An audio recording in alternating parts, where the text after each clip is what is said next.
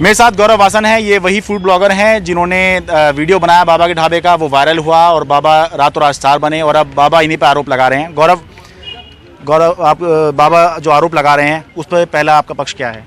देखिए भाई, मैं आपको सिर्फ यही बात बोलना चाहता हूँ कि मैं एक फूड ब्लॉगर हूँ, ठीक है, और मेरा हमेशा से यही कोशिश रही है कि मैं लोगों की मदद कर पाऊँ, किसी ना किसी पैमाने पे उनके खाने को वर्ल्ड फेम पे लेके जाऊँ, आगे तक पहुँचाऊँ, अपने स्ट्रीट फूड को प्रमोट करूँ, क्योंकि भारत का स्ट्रीट फूड बहुत अच्छा है। और इसी कोशिश से मैं इनके पास पहुँचा, इनकी मैंने वीडियो बनाई और वीडियो इतनी ज़्यादा वायरल हो गई जिसका रिस्पॉन्स आप सबने देखा।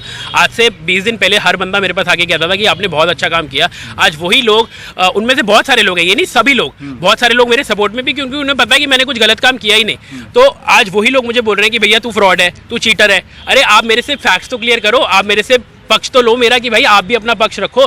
बाबा ने ये बोल दिया गौरव के अकाउंट में 20 लाख आया, उनको ये बोलते भी हैं कि मुझे श्योरिटी नहीं है, कि मुझे बस कोई आके बोल के गया कि गौरव के अकाउंट में 20 लाख आया, तो भाई गौरव के अकाउंट में 20 लाख आए, गौरव के खिलाफ केस दर्ज कर दिया कि उसके अकाउंट में 20 लाख है, उसने मेरे से फ्रॉड किया है। अरे मैंने अगर आपके साथ फ्रॉड किया होता तो मैं आपकी मदद ही क्यों करने आता, पहली बात, और मेरे को आप ही के साथ क्यों फ्रॉड करना था? मैं पहले 8 साल से काम करते आया हूँ, मैंने कभी किसी के लिए फंड रेज नहीं किए। आपके वीडियो के बाद मैंने अम्मा की वीडियो बनाई आगरा में, जिनको इतनी मदद मिली इतने बड़े पैमाने पे, मैं उनके लिए तो फंड रेज नहीं किया, बल्कि मैं उनको अपनी जेब से ही कुछ दे के आऊँगा। इसलिए मैं मुट्ठी बंद करके पैसे देता हूँ, किसी को भी देता हूँ, ताकि लोगों को ये ना लगे कि भाई कितने पैसे किसको मिल रहे हैं। उसके बाद उनको काट मिल गई अम्मा को, ठीक है जी। आज बाबा की वीडियो के 4 दिन की बात बता रहा हूँ। उसके बाद कांजी बड़े वाले बाबा अमृतसर में वीडियोस बना के आया, चंडीगढ़ में बना के आया। तो अगर मेरा इसमें कोई स्वार्थ होता, आप बताइए, तो मैं वहाँ पे 8 तारीख को ये वीडियो क्यों डालता, ये बोल के कि आप और फंड मत दीजिए, इनकी जितनी मदद होनी थी इनकी मदद हो चुकी है। आप सारे आरोपों को खारिज कर रहे हैं, आप मुझे टू द पॉइंट बताइएगा। पहला जो बाबा का आरोप है वो ये है कि पहले ही दिन जब वीडियो वायरल हुआ तब करीब 75,000 रुपये कैश जमा हुए, जो कहीं अकाउंट में जमा किए गए, लेकिन उनके पास उसकी रसीद नहीं पहुंची है। उनको लगता है वो भी कहीं जो है इधर उधर कर दिए हैं। चलिए सर, एक काम करते हैं ना, सबसे आसान इसका ये तरीका है, हम सारे लोग उनके बैंक चलते हैं। हाँ। 8 तारीख की रिसीट लेते हैं कि 75,000 रुपये उनके अकाउंट में जमा हुए कि नहीं। बैंक तो झूठ नहीं बोलेगा, 75,000 रुपये उनके अकाउंट में जमा भी हुए हैं और उसके साथ साथ उनके अकाउंट में और बहुत फंडिंग आई है। इसीलिए बैंक से बाहर निकलते ही मैंने सबसे पहले वीडियो डाली कि आप इनकी मदद और मत कीजिए फाइनेंशियली, और मेरे अकाउंट में हाथ जोड़ा भी है मैंने उसमें कि हाथ जोड़ रहा हूँ कि और फाइनेंशियली मदद मत करना और पैसे मत देना, क्योंकि इनकी मदद हो चुकी है। ये मुझे एक और बताइए, वो 20 लाख की बात कर रहे हैं कि कहीं उन्होंने सुना है कि 20 लाख रुपए उनके खाते में आए हैं, उनको इसकी जानकारी नहीं, क्योंकि खाता सीज है। 20 लाख रुपए की क्या कहानी, कितना फंड रेज हुआ है उनके नाम पर? देखिए, उनके नाम पे जो मेरे अकाउंट में फंड रेज हुआ था उसकी सारा जमा पूंजी मेरे सामने है।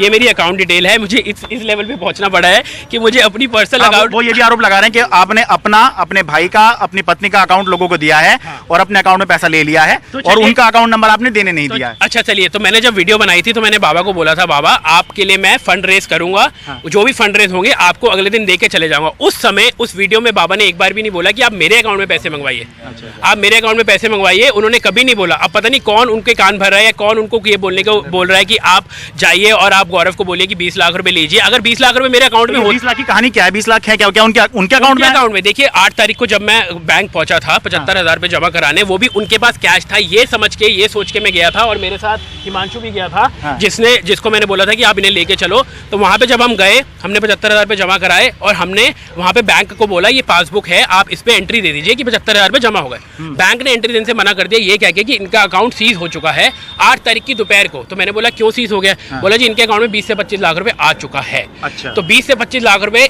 विद इन 24 घंटे भी नहीं हुए वीडियो डले, आ चुका है। इसीलिए मैंने बाहर निकलते ही सबसे पहले वीडियो बनाई कि इनकी मदद हो चुकी है, आप रुक जाइए। अच्छा। मैंने हाथ भी जोड़ा और मैंने लोगों को दरख्वास्त भी की कि आप किसी को पैसा मत भेजिए। अगर मुझे पैसा लेना ही होता मैं क्यों वो वीडियो बनाता? तो आप ये कह रहे हैं कि 75,000 भी इनके अकाउंट में और 20 से 25 लाख की उस दिन की जानकारी वो इनके अकाउंट में? हाँ जी बिल्कुल, सेंट्रल बैंक में। आपके परिवार के अकाउंट में कितने पैसा आया? देखिए, जो भी मेरे पास पैसा आया वो ये मेरे सामने है। मेरे पास जो भी पैसा आया 6-7 तारीख से लेकर 10 तारीख तक के इनके नाम पे, वो सारा ये रहा। तो ये 4,44,000 रुपए, जिसमें से 1,20,000 मेरे अपने थे। मतलब ऐसी हद तक मुझे गुजरना पड़ रहा है कि मेरे को अपनी पर्सनल डिटेल भी शेयर करनी पड़ रही है। तो 4,44,000 7 तारीख से 10 तारीख तक उनके पास आया। ठीक है, ये मेरे अकाउंट में आया। उसके बाद पेटीएम में 45,000 रुपये आया, जिसका चेक ये रहा जी, जो मैंने उनको दे दिया। ठीक है जी। उसके बाद ये 2,33,000 का एक चेक दे दिया। उसके बाद मैंने 1 लाख, वो 2,33 की तो जानकारी वो दे रहे हैं, इसके अलावा कोई 1 लाख रुपए का NEFT किया मैंने 27 तारीख को। अच्छा, तो 2,33 आपने एक दे दिए, 1 लाख एक दे दिया और 45,000 रुपए का एक चेक और एक ये दे दिया।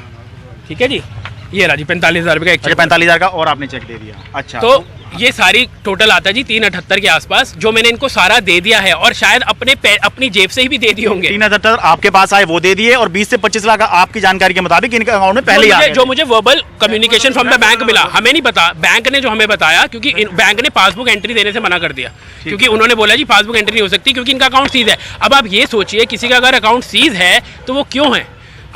आप लोग तो मेरे से ज़्यादा जानकारी रखते होंगे, मेरे को तो इतना फाइनेंशियली और टैक्सेशन के बारे में पता नहीं है, लेकिन अगर किसी के अकाउंट में 24 घंटे के अंदर 20 लाख रुपए आ जाएगा तो उसका अकाउंट सीज क्यों हो जाता है? क्योंकि उनके अकाउंट में सेविंग अकाउंट में सिर्फ 13,000 या 12,000 रुपए रिकॉर्ड देखता है कि भाई इसके खाते में कुछ ज्यादा activity. Instead of Poynting fingers right on me, सिर्फ मेरे पे ही सवाल उठाना, आप बाबा के अकाउंट में जाके उनसे पता कराइए कि उनके अकाउंट में कितना पैसा है, वहीं पे पानी, दूध का दूध और पानी का पानी हो जाएगा। जो लोग उनका इंटरव्यू नहीं हो पाया था उस दिन, वो हमारे पीछे गाड़ी के जा रहे थे जब हम बैंक में जा रहे थे। जो लोग आज जल रहे एलिगेशन लगा रहे वो इंटरव्यू नहीं ले पा रहे थे, उस वक्त बकवास कर रहे थे कि इंटरव्यू करवाओ, ये कराओ। हम उनको बैंक ले गए थे कि बैंक बंद ना हो जाए और टाइम से इनके पैसे जमा हो जाए। सर हम चैलेंज कर रहे हैं कि अगर गौरव के या इसकी फैमिली में किसी के पास भी 20 लाख रुपए आए हैं तो वो अपना रिफंड ले ले प्लीज। पक्ष जान रहे हैं, उन्होंने आरोप लगाया, ये तो भी केवल कंप्लेंट।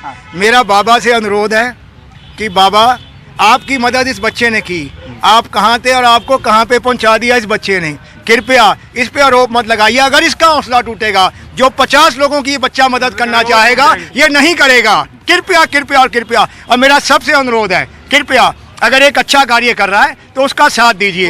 इनोसेंट है, ये मुजरिम है, इसे फांसी लगा दीजिए। अगर इनोसेंट है तो इसे क्लीन चिट दीजिए, उसको सपोर्ट कीजिए। और सबसे बड़ी बात यह है शरद भाई, लोग देखिए जब तक आप फैक्ट क्लियर नहीं करते ना तो आप किसी पे एलिगेशन मत लगाइए। अब इनसे कौन बुलवा रहा है, कौन नहीं बुलवा रहा, कौन इन्हें कहने को बोल रहा है, आप एक बार उनसे भी पूछिए भैया आपको कौन प्रेशर कर रहा है ये सब बातें बोलने के लिए। मालवीय नगर दिल्ली से मैं शरद शर्मा, NDT मीडिया।